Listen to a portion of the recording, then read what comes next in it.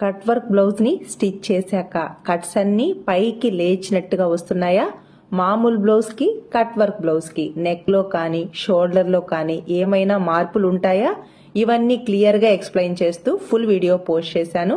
ఒకవేళ మీకు ఇంట్రెస్ట్ ఉంటే ఫుల్ వీడియో లింక్ మన యూట్యూబ్ ఛానల్ నేమ్ క్రింద ఉంది, చెక్ చేసుకోండి. రైట్ సైడే కాదు, రాంగ్ సైడ్ కూడా ఇలా నీట్ గా ఉండాలి.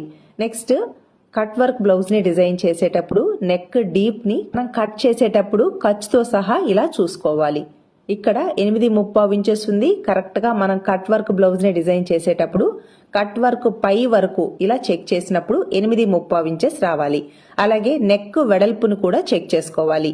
ఇలా చెక్ చేసుకుని ఖర్చుతో సహా నెక్ వెడల్పుని చెక్ చేసుకుని ఈ కట్ వర్క్ డిజైన్ చేసేటప్పుడు నెక్ వెడల్పు కంటే బయట వైపుకి నెక్ ని ఈ విధంగా డిజైన్ చేసుకోవాలి. అప్పుడు ఈ కట్ వర్క్ డిజైన్ అనేది నెక్ బ్యాక్ సైడ్ క్లోజ్ అయినట్టు